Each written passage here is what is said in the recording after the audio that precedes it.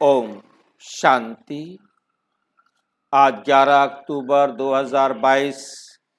आज की साकार मुरली रंगीन बड़े बड़े अक्षरों में पढ़ें, सुने और मंथन करें।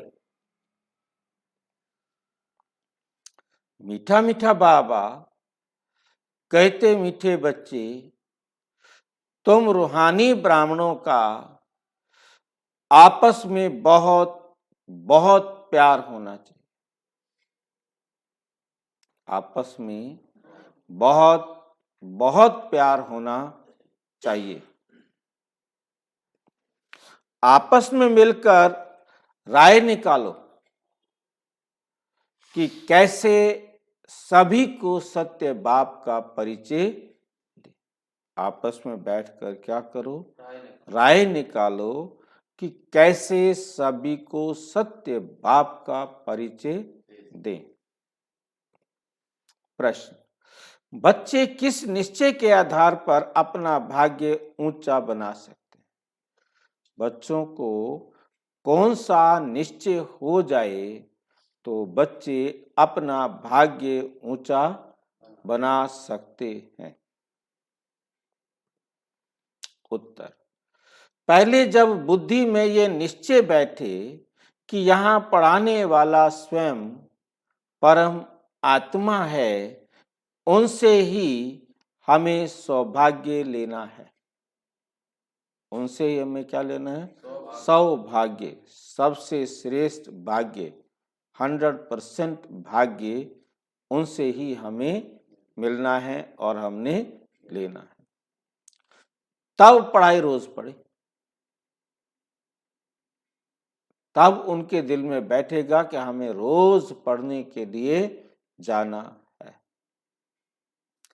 और अपना सौभाग्य ऊंचा बना सके। अपना सौभाग्य ऊंचा बना सके। बाप की श्रीमत है कि बच्चे तुम्हें किसी भी हालत में रोज पढ़ना है। बाप की श्रीमत है कि बच्चे तुम्हें किसी भी हालत में रोज पढ़ना है। अगर क्लास में नहीं आ सकते हो, अगर क्लास में नहीं आ सकते हो तो भी घर में मुरली पढ़ो, तो भी घर में मुरली पढ़ो। गीत: तू प्यार का सागर है, तेरी एक बूंद के प्यासे। ओम शांति। आत्माएं अर्थात बच्चे जान गए हैं कि हम आत्मा बिंदी मिसल हैं। हम आत्मा बिंदी मिसल हैं। एक स्टार माफिक है, एक स्टार माफिक है, लेकिन जो आत्मा है वे सेल्फ के बाप को कैसे रियलाइज करे? आत्मा स्वयं के बाप को कैसे रियलाइज करे? दुनिया में कोई भी ना अपने को और ना बाप को जानते हैं। तुम जानते हो, स्वयं को भी जानते हो और बाप को भी। हम आत्मा इतनी छोटी बिंदी है। कितनी छोटी है? जिन आंखों से भी और दुनिया के कितने बड़े से बड़े सूक्ष्म दर्शी यंत्र के द्वारा भी नहीं देखा जा सकता।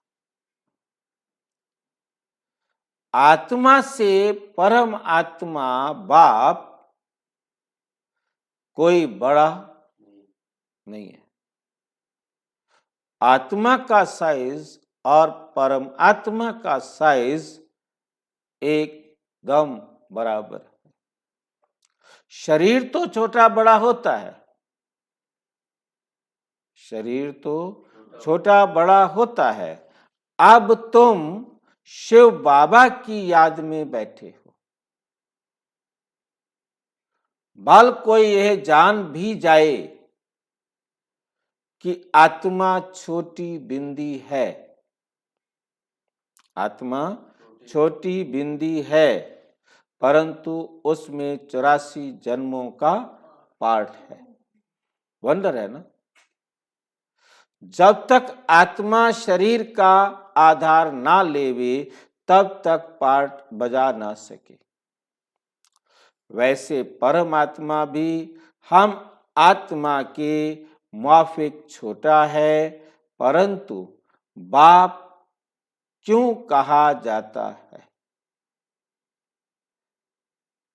जब परमात्मा भी हम आत्माओं के बराबर छोटा है, उसे बाप क्यों कहा जाता है? फिर उसे बाप क्यों कहा जाता है? क्यों कहेंगे उसे बाप?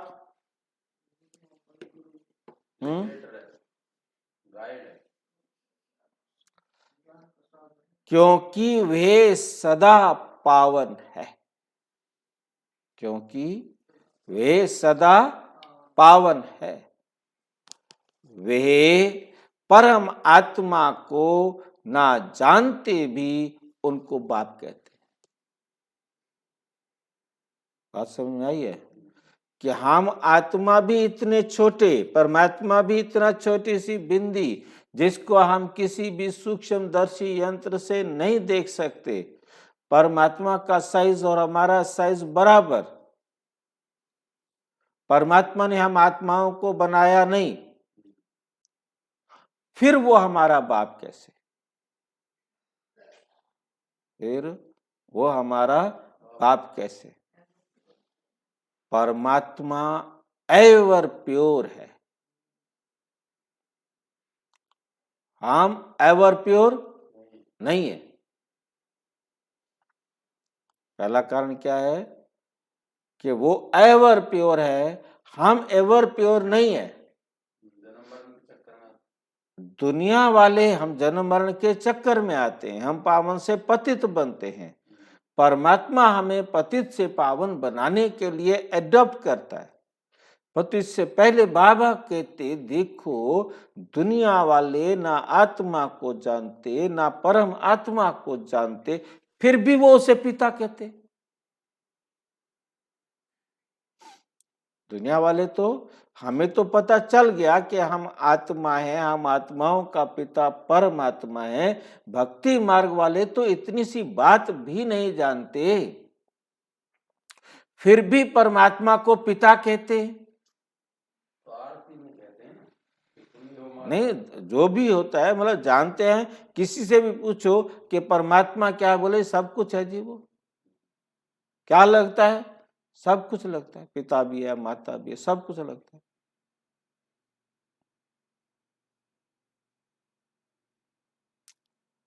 जैसे तुम समझ से याद करते हो वैसे वे भी याद करते हैं। इतने जो भगत हैं सबका भगवान एक है। जिसको पतित पावन कहा जाता है तो पतित हैं अनेक और पतित पावन है एक। पतित है अनेक और पतित पावन है एक।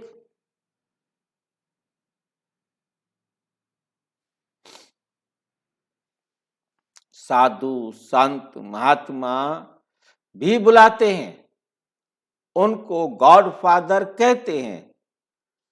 तो सबका फादर ठहरा, सबका फादर ठहरा ना।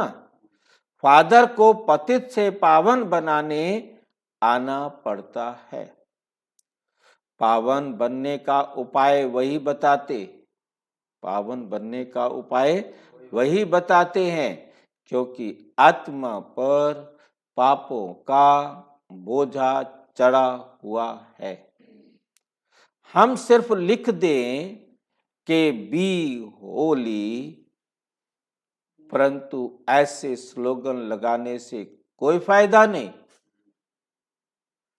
क्योंकि बाहर वाले तो समझ ना सके बी होली क्या,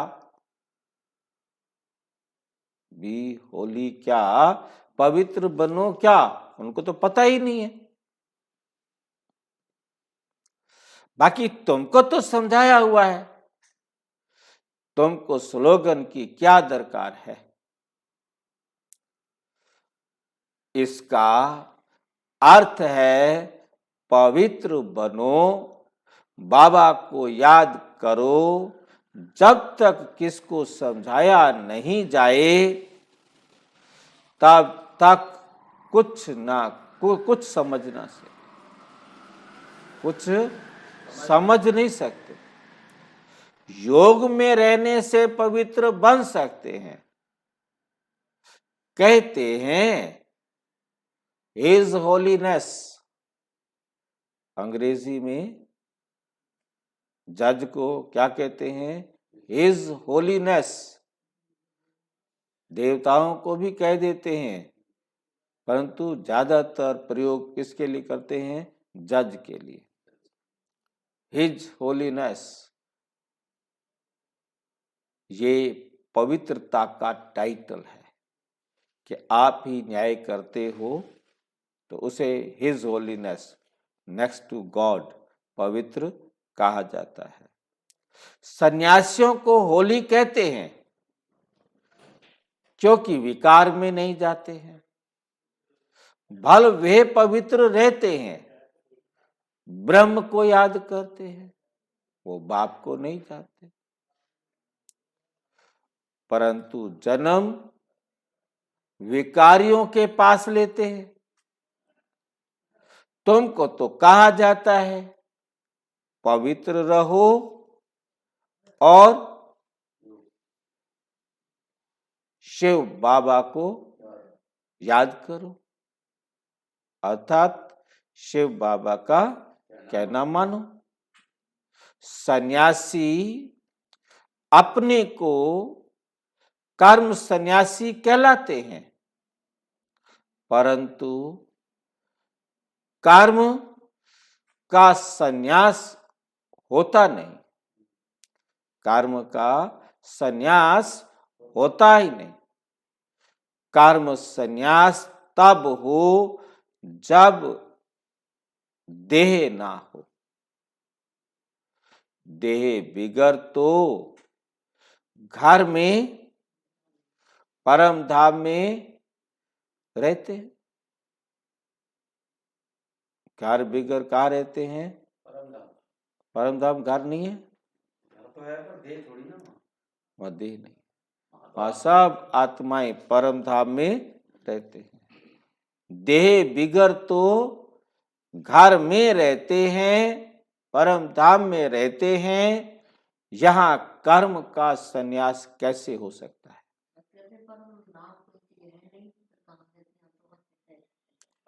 परम धाम परम अवस्था है, बाकी कोई चीज नहीं है। परंतु यहाँ कर्म का संन्यास कैसे हो सकता है। संसार में देह में रहकर कर्म संन्यास नहीं हो सकता। देह में रहेंगे तो सांस लेना भी कर्म है, सोचना भी कर्म है, बोलना भी कर्म है, कुछ भी करेंगे वो कर्म है। ये कहना भी झूठ है। वो कहते जो गृहस्थी कर्म करते वे हम नहीं करते। कर्म संन्यास वाले क्या कहते हैं, जो गृहस्थी कर्म करते हैं वो हम नहीं करते। गृहस्थियों का कर्म तो बहुत है, यज्ञ तप तीर्थ आदि करते हैं, वे सन्यासी भी करते हैं। बाकी फर्क सिर्फ ये है कि वे कमाई कर खाना घर में पकाते हैं सन्यासी ये नहीं करते, पहले वाले। आजकल तो सब करना पड़ता है, कहाँ से लाएंगे, पसंद ही नहीं है दूसरे का बना हुआ, पता नहीं कैसे बना दिया होगा। खुद ही बनाते। हाँ। वे मांग कर खाते, क्योंकि उनका हठ योग है। हठ योग से परमात्मा से मिल नहीं सकते। जब बाप आए तब तो उनसे कोई मिल सके, और जब तक बाप ना आए तब तक पावन दुनिया की स्थापना भी हो ना सके। कितना समझाते हैं, फिर भी समझते नहीं। बच्चे समाचार लिखते हैं, इतने आए, अब देखेंगे कौन कौन अपना सौभाग्य लेते हैं। आते बहुत है, परंतु बुद्धि में यह नहीं बैठता कि इन्हें पढ़ाने वाला परम पिता परम आत्मा है। हमको उनसे सौभाग्य लेना है। बाप रजिस्टर भी देखते हैं, कोई मास में 8-10 दिन भी आते हैं, कोई नहीं भी आते, कोई नहीं भी आते, तो वे नहीं लिखते, अगर कोई नहीं आता है तो वे मुरली पढ़ता है व नहीं, मुरली पढ़ता है व नहीं, किसी भी हालत में रोज पढ़ना पड़े। कोई हालत हो, बीमार हो, कुछ भी हो रहा हो, मुरली रोजाना पढ़नी, चाहे बारिश कितनी पड़ रही। जैसे जाप साहेब छोटा सा सिख धर्म का गुटका है, सुखमणि छोटे छोटे बनाते हैं, समझते हैं कैसे भी पढ़ सके, इतना तो पढ़ ले वे। तुम समझते हो उस पढ़ने से क्या प्राप्ति होगी। जपजी साहब या सुखमणि बहुत छोटी छोटी पतली पतली बुक्स हैं, उनको पढ़ने से क्या मिलेगा, कुछ नहीं। करके थोड़ा समय के लिए बुद्धि ठीक होगी, परंतु बाप से कोई मिल ना सके। उसको कितना भी पढ़े, कैसे भी पढ़े, बाप से नहीं मिल सकते। घर तो वो भी जाना, हाँ? घर तो वो भी जाना, घर में हम बाप से थोड़ा मिलेंगे, मिलेंगे या ना मिलेंगे, लेकिन नहीं मिलेंगे ना। यही तो सबसे बड़ी बात है। परमात्मा से मिलने का स्थान है केवल और केवल संगम युग, यही पृथ्वी, ठीक है कि नहीं।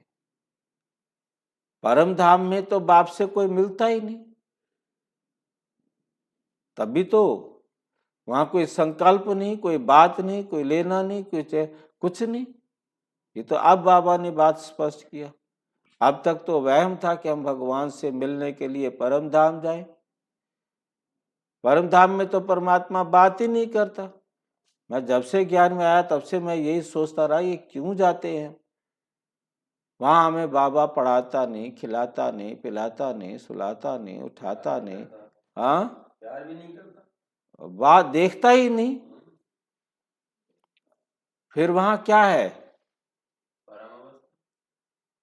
वहां कुछ है ही नहीं। फिर बाप से बात ही नहीं करते हम, एक ज्ञान की बात नहीं सुनाता, जरा सा भी अपग्रेड नहीं करता हमको, वरना इतने टाइम, मान लो जो 4999 साल तक परमात्मा के साथ रह रही है, बैठी है, उसकी तरफ मुंह नहीं करते, फिर क्या मिलना हुआ? मिलना क्या हुआ? सोचने वाली बात है ना। तो ये अभी बाबा ने बात स्पष्ट की कि जैसे ही विनाश होता है तुम सब बिछड़ जाते हो, और फिर अब संगम पर आकर तुम मुझे मिलते हो। परम धाम में नहीं मिलते, हाँ तो बिछड़ जाते हैं। संगम पर आकर मिलते हैं। क्योंकि मिले कुछ करे तब ना।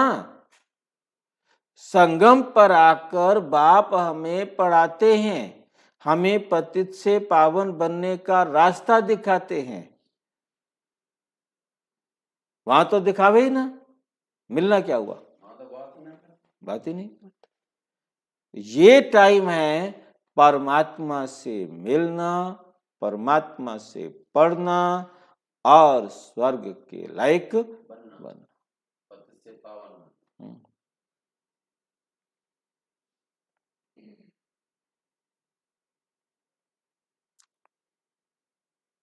मिल ना सके और फिर विकारों में फंस जाते। दुनिया वाले जपजी साहिब पढ़ते रहेंगे, परंतु उससे कोई बाप से नहीं मिलता। जपजी साहिब पढ़ा, वही पाप कर्म करते रहे, वही विकारों में फंसे रहे, तो फिर उनसे कोई प्राप्ति नहीं। कहते हैं विनाश काले विपरीत बुद्धि, बरोबर अब विनाश का समय है और कोई भी परमात्मा को जानते। कहते भी हैं हम रचता और रचना के आदि मध्य अंत को नहीं जानते।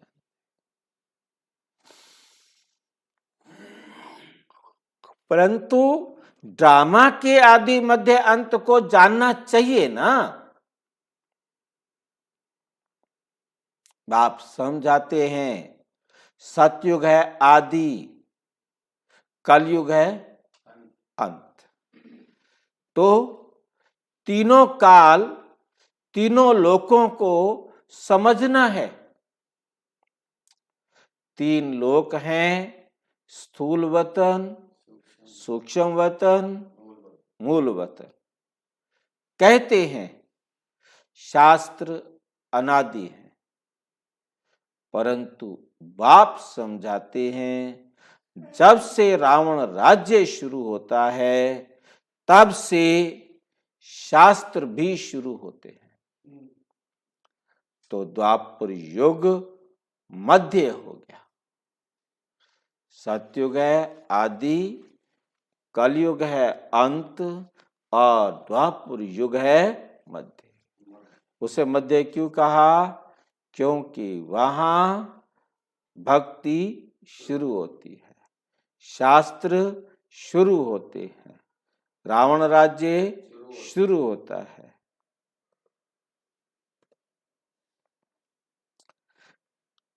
आधा कल्प सतयुग और आधा कल्प कलयुग, आधा आधा का हिसाब है ना। वे मध्य को नहीं जान सकते। क्यों नहीं जान सकते? क्यों नहीं जान सकते मध्य को? वे नहीं आए या ना आए, जान क्यों नहीं सकते? क्योंकि कल्प की आयु ही लंबी चौड़ी कर दी, अलग अलग कर दी।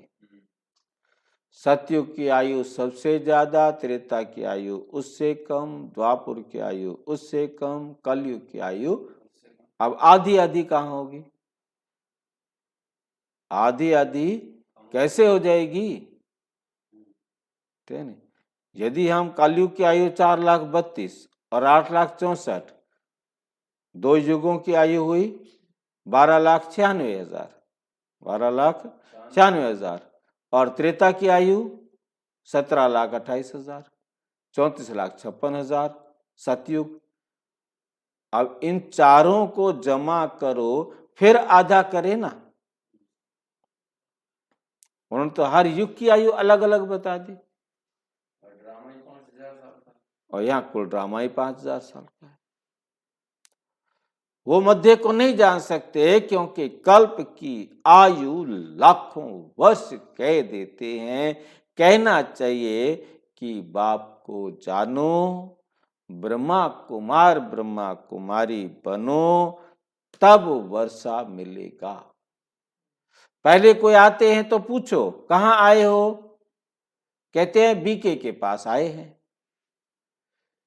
तुम कहो विचार करो, इतने ब्रह्मा कुमार ब्रह्मा कुमारियां हैं तो ब्रह्मा बाप भी होगा, ब्रह्मा बाप भी होगा।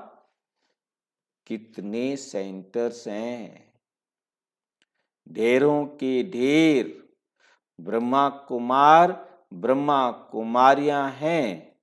भल इतने बच्चे एक बाप को कैसे हो सकते हैं, कैसे हो सकते हैं? लिखा है प्रजापिता। क्या लिखा है? प्रजापिता। तो इतने ब्रह्मा कुमार ब्रह्मा कुमारियां हैं, ऐसे समझाकर खड़ा करना चाहिए। फिर भला ख्याल करो, प्रजापिता ब्रह्मा किसका बच्चा, किसका बच्चा? इतने बच्चे, रचना तो परम आत्मा का काम है, रचना तो परमात्मा का काम है ना। इतने सारे बच्चे रचना, बनाना और रचना में क्या अंतर होगा? यहाँ बाबा कहते मैंने तुम बच्चों को पैदा नहीं किया, रचना किया। क्या रचना किया? एडॉप्ट किया। एडॉप्ट तो किया, रचना क्या किया? हम आत्माओं को रचा है ना। रचना क्या? ब्रह्मा को क्या रचा? अपना बनाया ना उसने, कि आज से तुम मेरे बच्चे हो। कह दिया, पर तो रचना तो ना हुई। नहीं, रचना तो नहीं हुई, मतलब उसको, मतलब बताया, उसको संकल्प आया, जब भी तो उसको बाप बनाया ना, उसको सिर्फ बाबा। देखो, शिव बाबा ने आकर ब्रह्मा बाबा को एडॉप्ट किया, हमें एडॉप्ट किया, वो ठीक है, एडॉप्शन हो गया। रचना तो नहीं की ना, या रचना की? बात ये है, संकल्प से हमें पैदा कराना। रचना माना परमात्मा हमें पतित से पावन बनाते। एडॉप्ट किया, परंतु रचना एडॉप्शन नहीं है, ठीक है। अब कोई मिट्टी उठा के ले आया, उसने मिट्टी को अडॉप्ट कर लिया, परंतु मिट्टी से मटका बनाया, मिट्टी से मूर्ति बनाई, मिट्टी से क्या बनाया? अब समझ में आ रही है बात?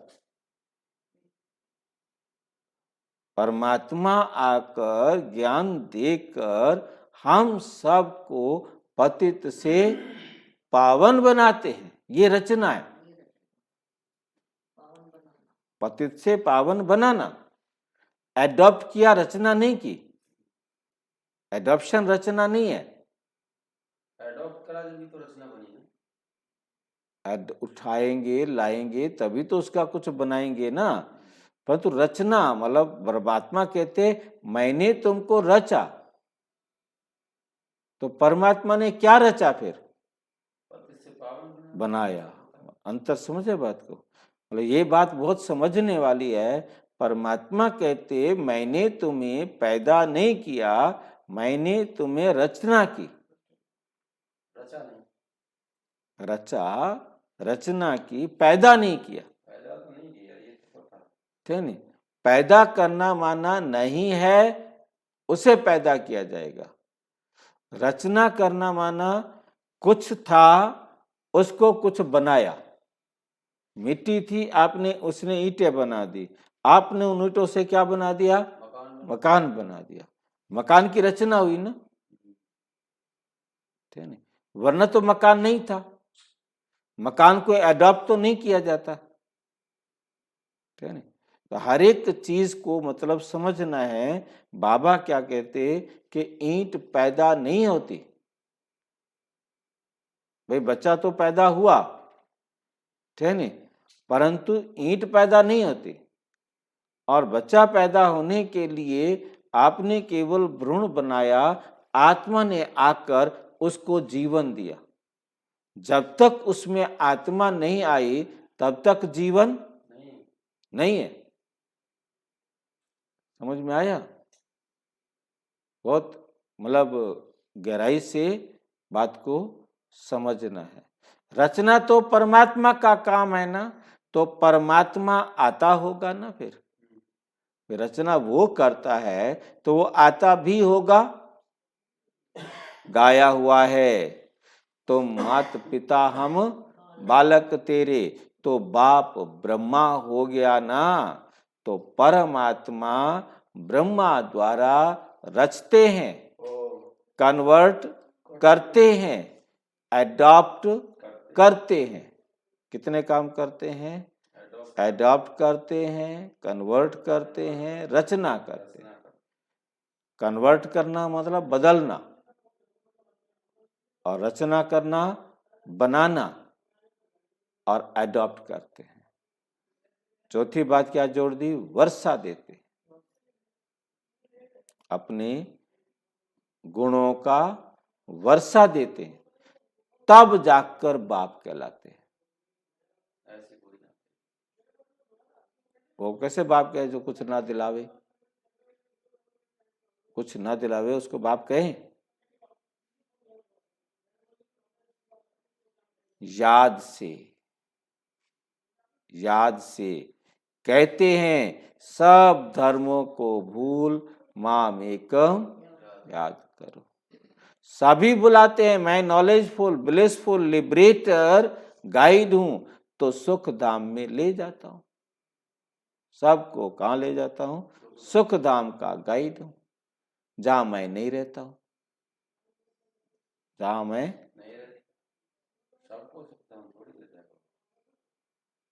भाई सबको लेके जाते हैं, परंतु सबको सुख मिलता है अपनी मेहनत का। अब कोई मेहनत करता है कलयुग के तक की, तो कलयुग का सुख पाता है, द्वापर का सुख पाता है, त्रेता का सुख पाता है, सतयुग का सुख पाता है। जितनी मेहनत करेगा उतना तो सुख पाएगा ना। सुख कहाँ है? सुख धाम में। अभी बाप ले जाता है शांति धाम में, फिर आते हैं सुख धाम में। ये बातें कैसे याद करें? रोज रोज बोलते रहें, औरों को समझाते रहें, तो पॉइंट्स बुद्धि में आती रहती है। जब किसको समझाओ तो उनसे लिखा लेना चाहिए, उनसे लिखा लेना चाहिए। परम आत्मा जो आत्माओं का पिता है, उनकी एड्रेस लिखानी चाहिए, ना कि बाप शिव है, ना कि बाप शिव है। तो बाप से वर्षा लेंगे तो मेहनत करनी चाहिए, तो मेहनत करनी चाहिए, परंतु मेहनत करे कौन? परंतु मेहनत करे कौन? इसलिए बच्चों को खुद खड़ा होकर फिर औरों को भी खड़ा करना चाहिए, और सर्विस के लिए प्लान्स बना देने चाहिए, सर्विस के लिए प्लान्स बना देने चाहिए। जैसे मिलिट्री के बड़े कमांडर्स आपस में मिलते हैं ना, तो यहाँ भी बच्चों को मिलना चाहिए। परंतु क्या क्या करें, आपस में मिलते नहीं हैं। वास्तव में तुम ब्राह्मणों का आपस में बहुत प्यार होना चाहिए। आपस में बहुत प्यार होना चाहिए। कोई राय निकालनी चाहिए, कैसे किसको समझाएं, कैसे किसको समझाएं। देखो, लक्ष्मी नारायण के कितने मंदिर हैं? लक्ष्मी नारायण के कितने मंदिर हैं? तो मंदिर बनाने वालों को मिलना चाहिए कि अब आपने ये मंदिर बनाया है, परंतु जानते हो कि इन्होंने राज्य कैसे पाया, फिर राज्य कैसे गंवाया। श्री कृष्ण का चित्र बहुत अच्छा है। इसमें 84 जन्मों की कहानी बड़ी अच्छी है। सिर्फ ये चित्र बड़ा बनना चाहिए, चित्र बड़ा बनाना चाहिए। बाबा कहते हैं, कोई आए तो युक्ति से पूछना चाहिए कि आपने गीता पढ़ी है? फिर भला बताओ, गीता का भगवान कौन है? कौन है? तो ऐसे युक्ति से समझाना चाहिए। कहते हैं ना, तुम मात पिता हम बालक तेरे, तुमरी शरण में सुख गनेरे। तो ये ब्रह्मा माता हो गई, तो उनके साथ संबंध रखना चाहिए। अगर उनसे प्यार गया, उनसे प्यार गया तो खेल खलास, खेल खलास। बाप से वर्षा कैसे पाएंगे? बाप से वर्षा कैसे पाएंगे? तुम्हारी लड़ाई पुराने दुश्मन से है। कोई को मालूम नहीं है कि रावण से भी कोई युद्ध होती है। सच की नाव डोलेगी, लेकिन डूबेगी नहीं। तो हिलती कितनी है? तो हिलती कितनी है? दूसरे सत्संगों में तो हिलने की बात ही नहीं, दूसरे सत्संगों में तो हिलने की बात नहीं है। यहाँ तो माया से युद्ध है, यहाँ तो माया से युद्ध है। जब तक बाप को नहीं समझा है, तब तक भल लिख कर भी दें, परंतु तोता कंठी वाला नहीं बना है। तोता तो बन गया, रट तो लिया, परंतु कंठी वाला नहीं बना है।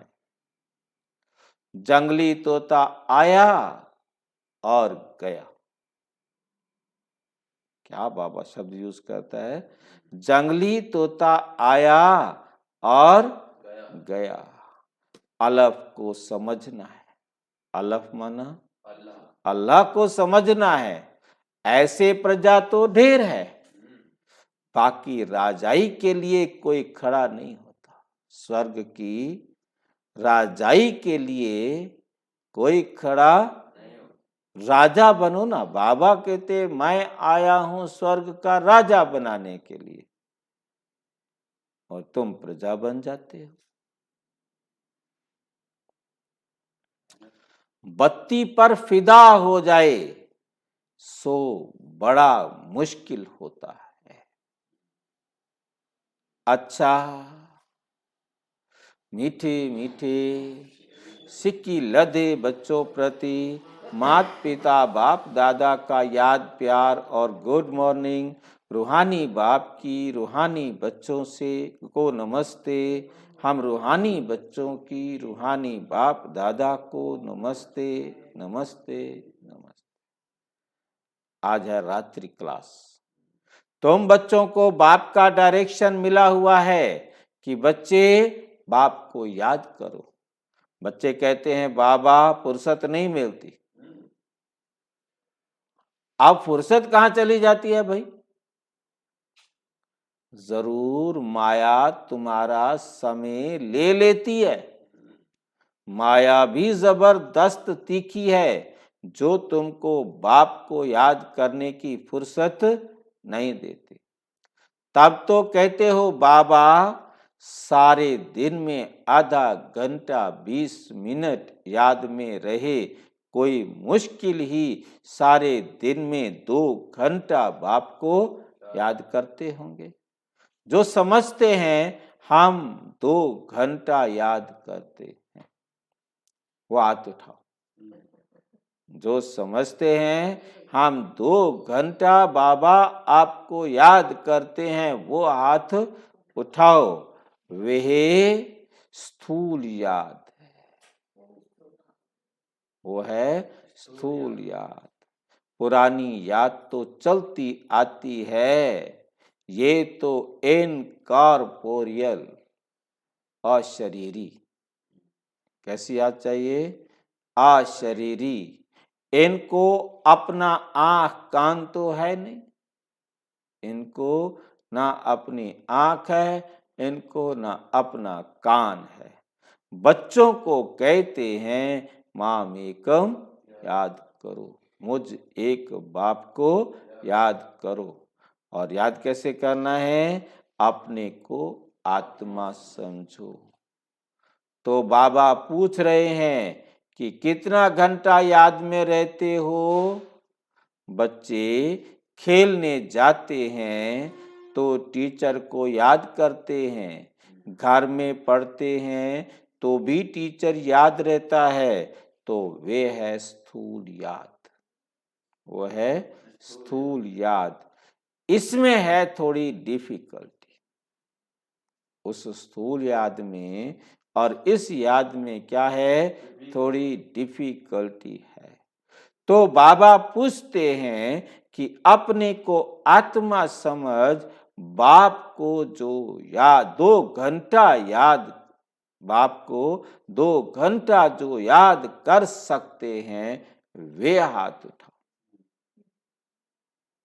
सूक्ष्म याद चाहिए, स्थूल याद नहीं चाहिए। लज्जा नहीं करो, एक्यूरेट बताओ।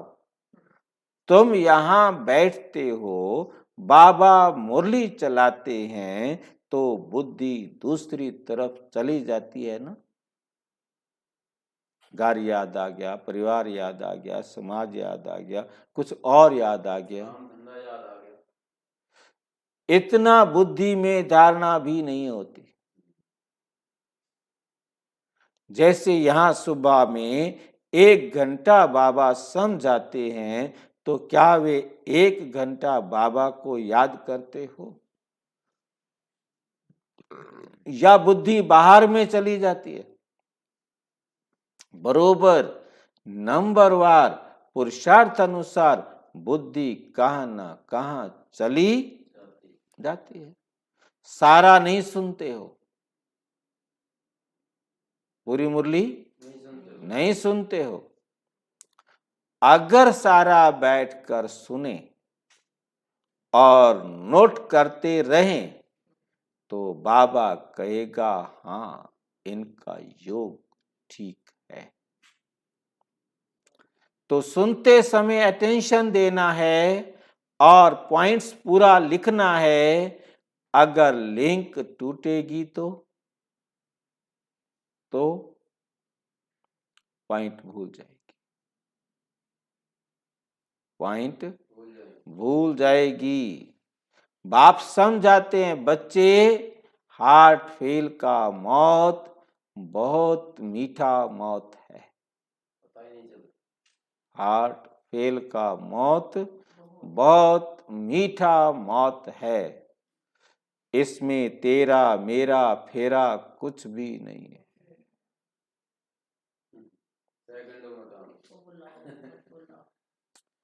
बैठा और ये गिरा, बेहोश हुआ, खलास, पता ही नहीं चला, बस फिर होश में आए ही नहीं। ये बहुत अच्छा मौत है। बाकी मनुष्य तो रोते पीटते हैं और तुम तो खुश होंगे।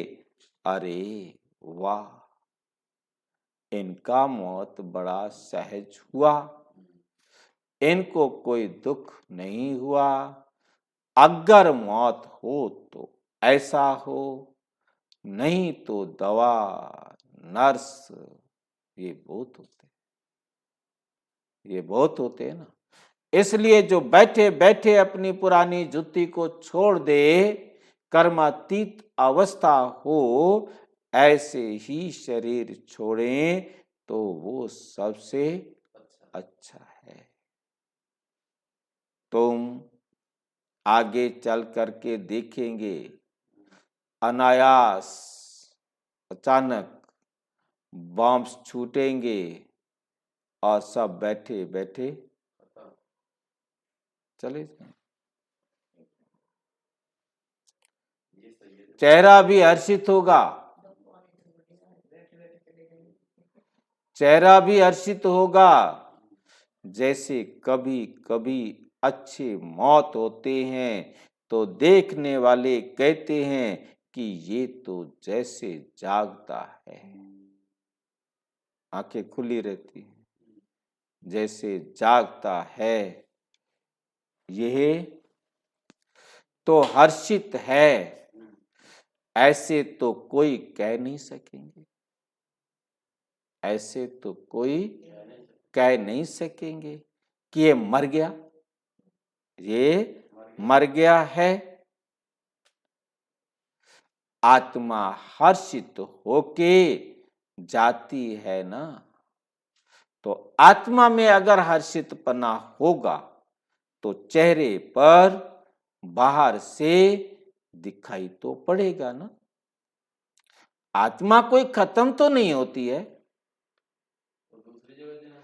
आत्मा शरीर छोड़ती है तो बड़ी खुशी से ये शरीर हंसते हुए छोड़ देगी।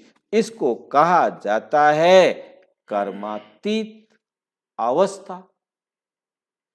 वही इतना ऊंच गाए जाते हैं। तुम बच्चों को ऐसे ही जाना है। मतलब अंतिम एक्ट कैसा भी आया है, परंतु आपका अंतिम एक्ट खुशी वाला हो, उसको खुशी से पूरा करें, तब अंत मते सो गति होगी। और अंतिम एक्ट में कोई मुसीबत आई और आप रोए तो रोते हुए गया ना। तुम बच्चों को ऐसे ही जाना है, शरीर की कोई परवाह ही नहीं और दूसरी कोई चीज याद नहीं आवे, याद नहीं आवे। इसको कहेंगे सबसे मीठा। आपे ही शरीर छोड़ना, इसलिए सर्प का भी मिसाल देते हैं, सांप का भी मिसाल देते हैं। सतयुग में ऐसे होता है जो खुशी से शरीर छोड़ते हैं। तो प्रैक्टिस यहां से होगी, पीछे वे प्रैक्टिस चलती रहेगी। ये यहां से पहले प्रैक्टिस करके जाएंगे तो सतयुग में फिर धीरे पीछे चलती रहेगी। तुम बच्चे बाप को कितना प्यार से याद करते हो? अंग्रेजी में कहा जाता है मोस्ट बिलवेड, परम प्रिय, बहुत मीठा। लोगों को तो परम प्रिय मोस्ट बिलवेड कह नहीं सकते। बाप कहते हैं बच्चे, मैं तुम्हारा बाप भी हूं, टीचर भी हूं, गुरु भी हूं। तुम कभी टीचर को भूलो तो बाप को याद कर सकते, बाप को भूलो तो गाइड को, गुरु को याद कर सकते हो। बाबा गाइड है, गाइड को पंडा भी कहा जाता है। वो दुख से लिबरेट करने वाला, शांति धाम में ले जाने वाला है। उसके पीछे है सुख धाम। तो तुमको ये ज्ञान घास मिलता है। ज्ञान घास मिलता है, परंतु इसे खाओ। खाने के लिए इसे चबाओ, जुगाली करो, विचार सागर मंथन करो। जैसे गाय का मुख चलता रहता है, तुम्हारा मुख तो चलने की दरकार ही नहीं, बाकी अंदर में सब कुछ याद करना है। ये है याद करना। कितने घंटे बैठकर बाबा के ज्ञान की जुगाली की, ये है याद करना। ना गीत सुनना, ना बैठे रहना, ना कमेंट्री सुनना। ज्ञान की बातों का कितनी देर बैठकर क्या किया? जुगाली किया, मनन चिंतन किया। बाकी अंदर में सब कुछ याद करना है। जैसे तुम हो ऐसे हम हैं। हमको तो और भी काम घंटे मिलते हैं। कौन कह रहा है? हाँ, क्योंकि हमारा बुद्धि योग बाहर में बहुत जाता है। कभी कोई की चिट्ठी आई, फलाने की खेत पीट है, ये है वे है, तो सारा दिन उस तरफ बुद्धि जाती है। परंतु शायद बच्चों से जास्ती बाबा को सहज है, क्योंकि बगल में बाबा रहता है ना। जब बाबा भोजन खाने के लिए बैठता है तो सोचते हैं, अच्छा मैं बाबा को याद करता हूँ। 2-3 मिनट याद रहती है, फिर भूल जाता हूँ। याद हवा माफिक उड़ जाती है। बच्चे ट्राई करके देखो, सहज होते भी याद में टाइम तो लगता है ना। अच्छा, मीठे मीठे सिक्की लदे रूहानी बच्चों प्रति रूहानी बाप दादा का दिल व जान सिकवा प्रेम से याद, प्यार और गुड नाइट। मीठे मीठे सिक्की लदे रूहानी बच्चों प्रति रूहानी बाप की नमस्ते। धारणा के लिए मुख्य सार नंबर 1, आपस में बहुत प्यार से रहना है। मिलकर राय निकालनी है कि किस युक्ति से हर एक तक बाप का संदेश पहुंचाए। ये विनाश का समय है, इसलिए एक बाप से सच्ची प्रीत रखनी है। योग से आत्मा को पावन बनाना है। योग से आत्मा को पावन बनाना है। वरदान, स्वराज्य के साथ बेहद की वैराग्य वृत्ति को धारण करने वाले सच्चे सच्चे राज ऋषि भव। एक तरफ राज्य और दूसरी तरफ ऋषि, अर्थात बेहद के वैरागी। ऐसे राज ऋषि को कहाँ भी, चाहे अपने में, चाहे व्यक्ति में, चाहे वस्तु में लगाव नहीं हो सकता, क्योंकि स्वराज्य है तो मन बुद्धि संस्कार सब अपने वश में है। और वैराग्य है तो पुरानी दुनिया में संकल्प मात्र भी लगाव जा नहीं सकता।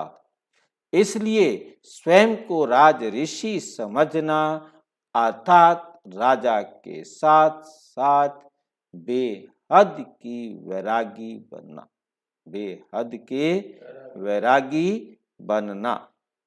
स्लोगन, समझदार वे है जो सब आधार टूटने के पहले एक बाप को अपना आधार बना ले। क्योंकि सारे आधार टूटने हैं। जिनको हमने समझ रखा है ये मेरी सेवा करेंगे, ये मेरे काम आएंगे, चाहे वो पति हो, चाहे वो पत्नी हो, चाहे वो बच्चे हो, चाहे परिवार हो, चाहे बिरादरी हो,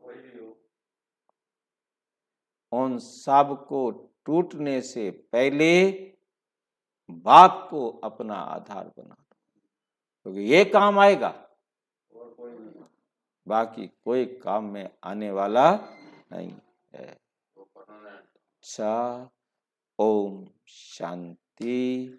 और विस्तार से जानने के लिए विश्व में 140 देशों में प्रजापिता ब्रह्मा कुमारी ईश्वरीय विश्वविद्यालय के किसी भी सेवा केंद्र पर संपर्क करें या कोई प्रश्न है तो 9213106986 पर केवल टेलीग्राम करें। 9650692270 पर केवल व्हाट्सएप करें, फोन नहीं। ओम शांति।